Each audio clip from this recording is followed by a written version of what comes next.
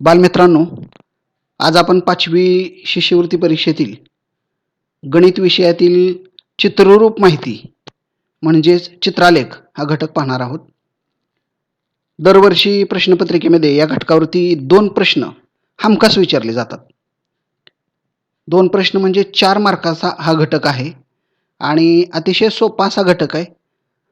हा जर आपण समजून घेतला तर आपले 4 मार्क हे फिक्स आहेत.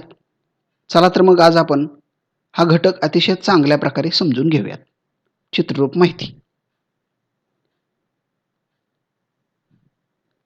आता चित्ररूप माहिती म्हणजे काय?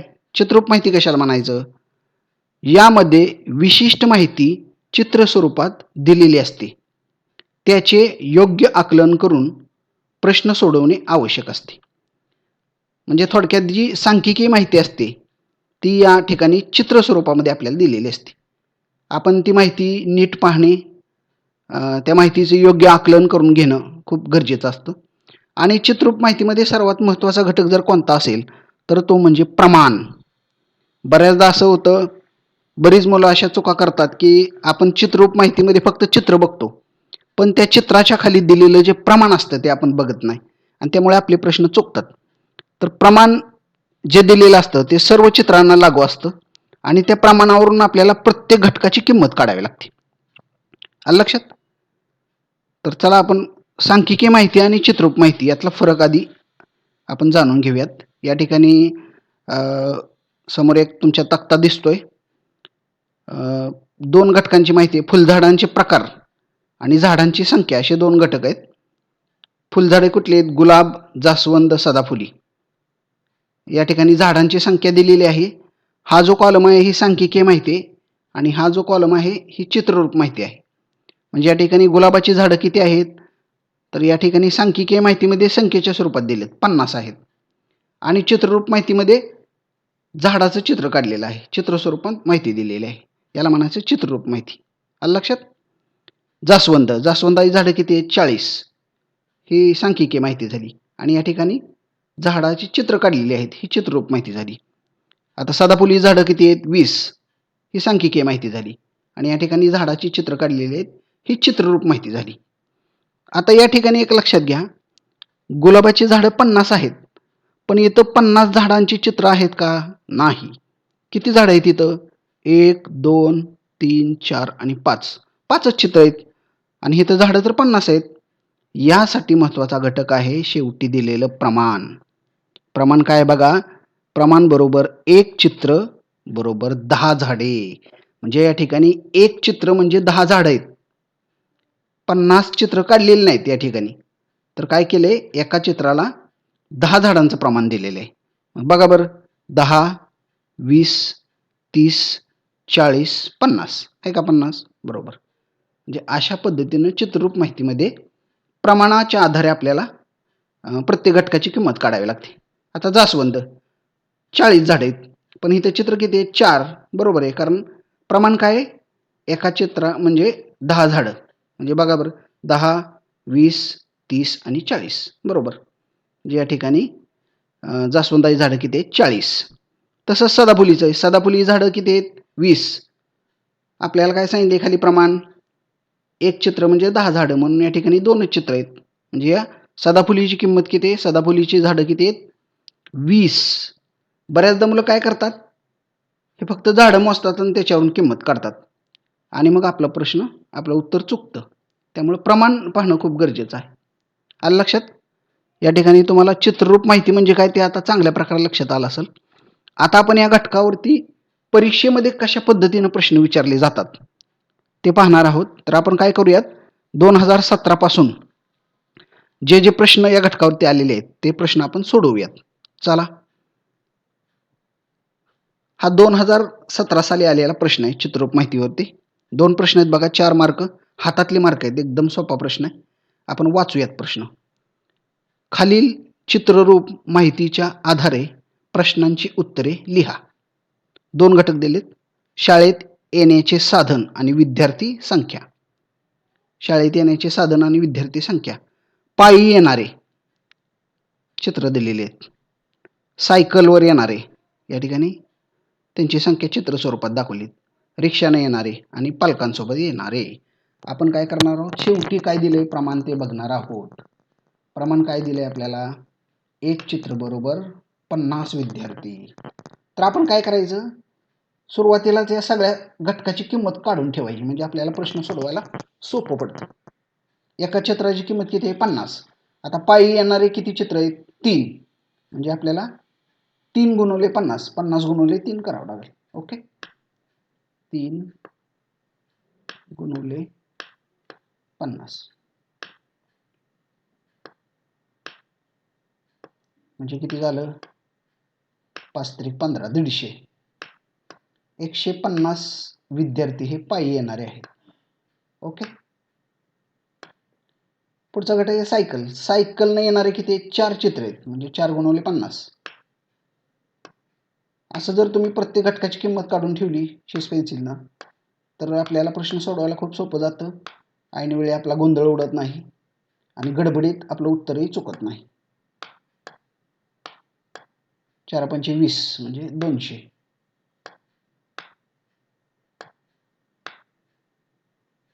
ओके, आता रिक्षा. रिक्षाला किती चित्र आहेत, 1 2 3 4 5 आणि 6, म्हणजे 6 गुणवले 50. एका चित्राची किंमत 50 आहे, त्यामुळे 6 गुणवले 50 करावं लागणार आपल्याला.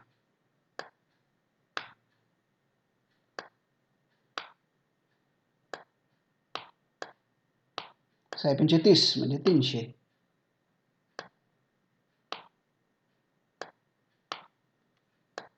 ओके, आता पालकांसोबत येणारे विद्यार्थी किती चित्र आहेत, 2, म्हणजे 2 गुणवले 50.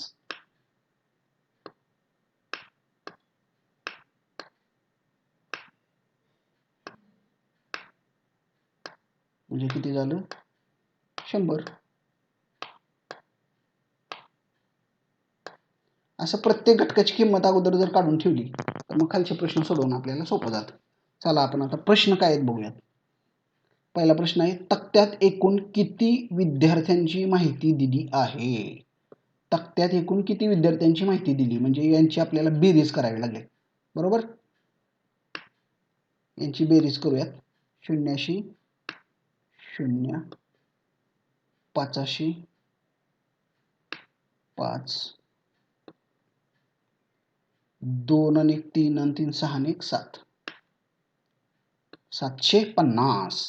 म्हणजे आपलं उत्तर आहे पर्याय क्रमांक 4.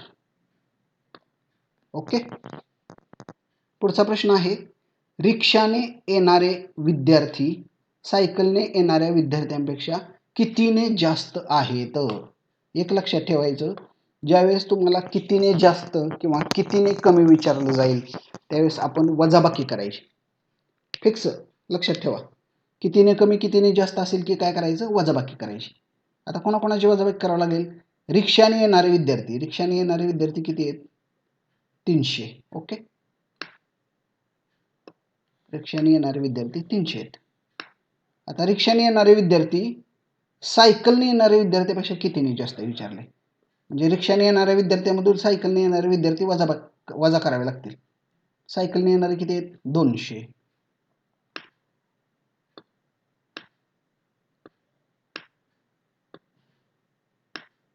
आपल्याला विचारलं काय, रिक्षाने येणारे विद्यार्थी हे सायकलने येणाऱ्या विद्यार्थ्यापेक्षा कितीने जास्त आहेत, म्हणजे आपल्याला वजाबाकी करावी लागेल. कितीने कमी कितीने जास्त म्हणले की वजाबाकी. 0तनं 0 गेले 0, 0तनं 0 गेले 0, 3तनं 2 गेले 1. म्हणजे रिक्षाने येणारे विद्यार्थी सायकलने येणाऱ्या विद्यार्थ्यापेक्षा 100ने जास्त आहेत. पर्याय क्रमांक 3. समजलं. 2018 साली आलेला हा प्रश्न आहे.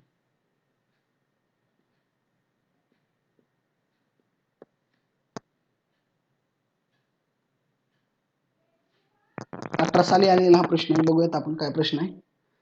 खालील चित्ररूप माहितीच्या आधारे खालील प्रश्नांची उत्तरे लिहा.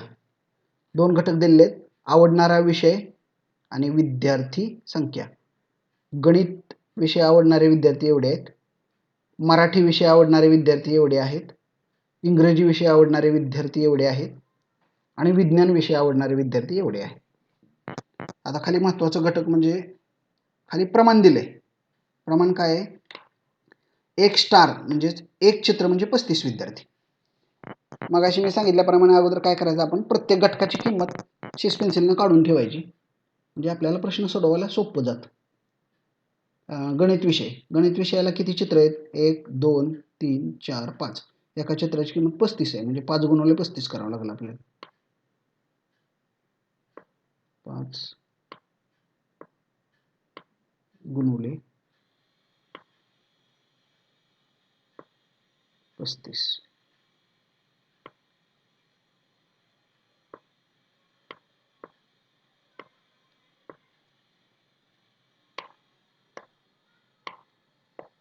पाचा 25ला 5,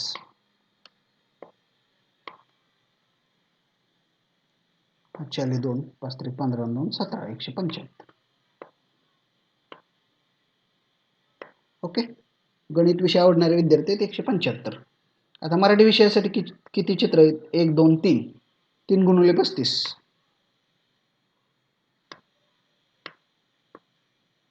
3 गुणिले 35.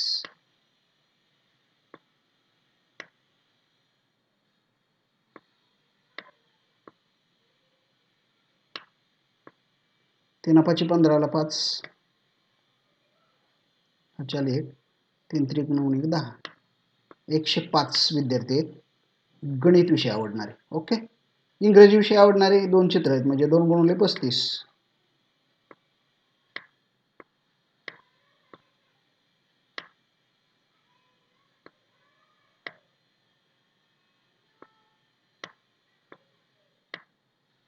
35 दुने 70.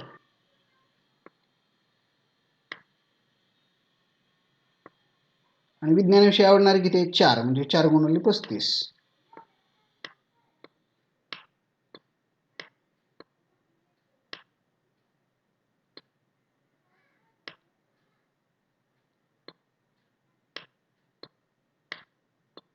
4 पंचे 20ला 0, 4 2, 4 त्रिक 12 2 14, 140. ओके. म्हणजे आपण प्रत्येक घटकाची किंमत काढलेली आहे. आता आपण प्रश्न बघूयात. प्रश्न काय आहे? पहिला प्रश्न आहे, तक्त्यातील विद्यार्थ्यांची एकूण संख्या किती? बघा, आपण 2017 सालची प्रश्नपत्रिका बघितली, त्यातही पहिला प्रश्न असाच होता आणि यात सुद्धा सेम प्रश्न आलेला आहे. एकूण संख्या विचारलेली आहे, म्हणजे या सर्वांची आपल्याला बेरीज करावी लागेल. किंवा असंही करता येतं, तुम्ही ही सगळी चित्र मोजून डायरेक्ट त्याला 35ने गुणू शकता. पण इथं जर आपण प्रत्येक घटकाची किंमत काढून ठेवली तर आपल्याला पुढचे प्रश्न सोडवणं सोपं जातं. आपण बेरीज करूयात. 5 आणि 5 10, 0 हातचाला 1, 7 आणि 1 8 आणि 7 15 आणि 4 19, 9 हातचाला 1, 1 2 3 4, 490. पर्याय क्रमांक 4. ओके.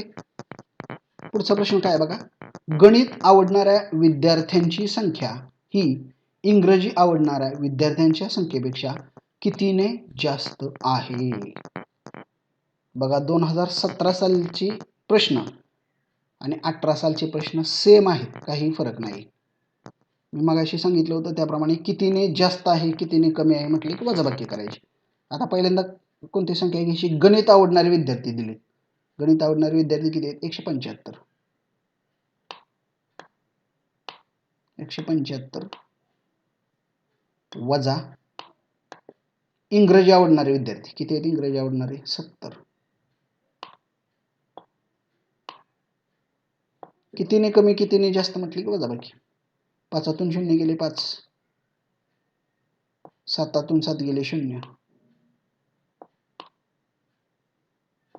1 1. कितीने जास्त आहेत? 105 ने. पर्याय क्रमांक 2. समजलं?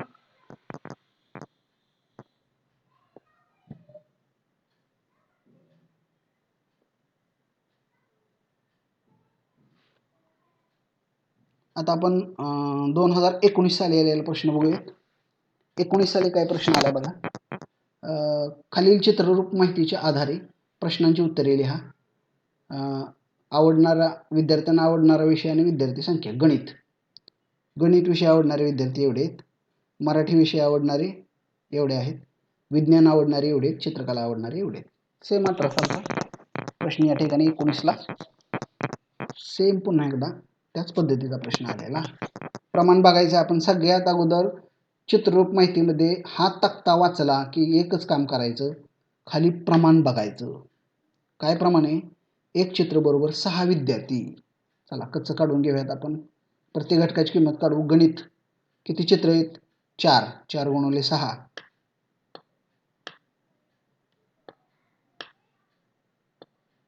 4 गुणिले 6 किंवा डायरेक्ट आपण 24 म्हणलं तरी चालेल.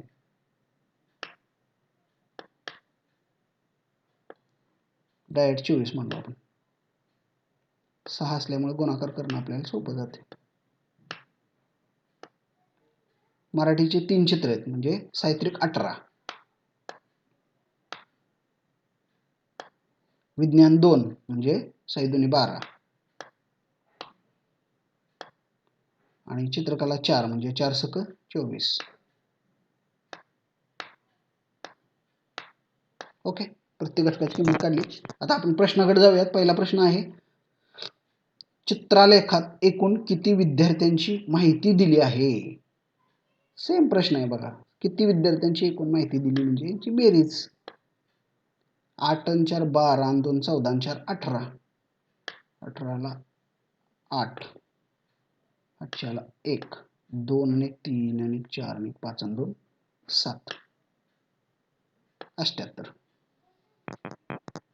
पर्याय क्रमांक 4. 78 विद्यार्थ्यांची माहिती दिलेली आहे. किंवा तुम्ही सर्व चित्र मोजून त्याला 6 ने गुणू शकता.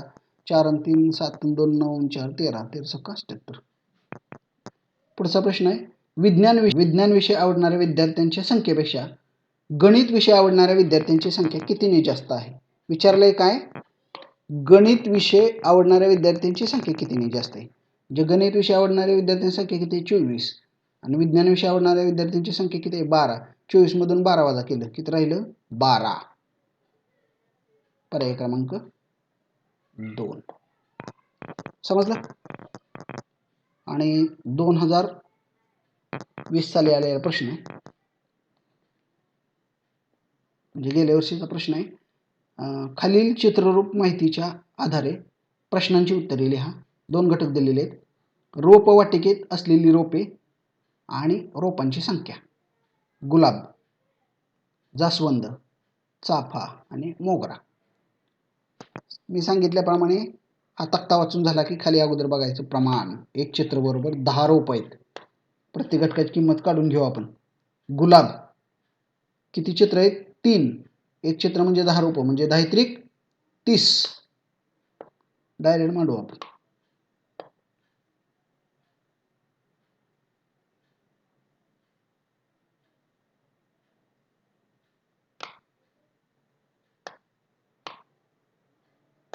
गायत्री 30. जास्वंद किती चित्र आहेत? 4.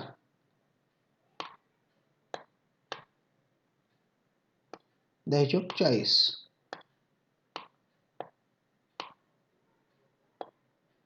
चाफा किती चित्र आहेत? 2. 20. 10 दुनी 20. मोगरा किती चित्र आहेत? 2 म्हणजे 10 दुनी 20. ओके, आता प्रश्नाकडे जाऊयात आपण.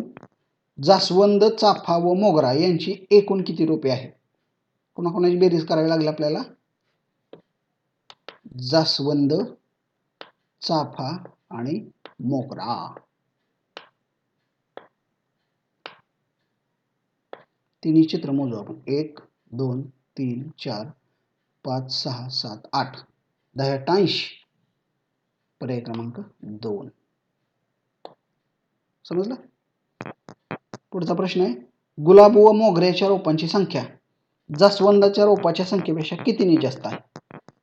गुलाब व मोगऱ्याच्या रोपांची संख्या एकत्रित करायची आणि ही एकत्रित संख्या जास्वंदाच्या रोपाच्या संख्येपेक्षा कितीने जास्त आहे विचारले. गुलाब व मोगऱ्याची एकत्रित किती होती? गुलाबाचे 3 आणि मोगऱ्याचे 2. 3 आणि 2 5 म्हणजे 50 झाली ही संख्या. आणि ही दोन्हीची एकत्रित संख्या जास्वंदाच्या रोपांच्या संख्येपेक्षा कितीने जास्त आहे विचारले. जास्वंदाच्या रोपांची संख्या किती आहे? 40. 50 वजा 40 म्हणजे 10. कितीने जास्त आहे? 10. पर्याय क्रमांक 2. तर अशा पद्धतीने आपण 2017 पासून 2020 पर्यंत या घटकावर आलेले प्रश्न बघितलेले आहेत. आपल्या लक्षात आलं असेल आता चित्ररूप माहिती हा अतिशय सोपा घटक आहे. चित्ररूप माहितीमध्ये अगोदर माहिती नीट अभ्यासायची, खाली दिलेलं प्रमाण असते ते प्रमाणावरून प्रत्येक घटकाची किंमत काढायची आणि त्यानुसार दिलेले प्रश्न सोडवायचे. आलं लक्षात? तर या घटकाचा तुम्ही अधिकाधिक सराव करा. सरावानं तुम्ही आणखी परफेक्ट होत जाल. आज आपण चित्ररूप माहिती हा घटक या ठिकाणी चांगल्या प्रकारे पाहिलेला आहे. धन्यवाद.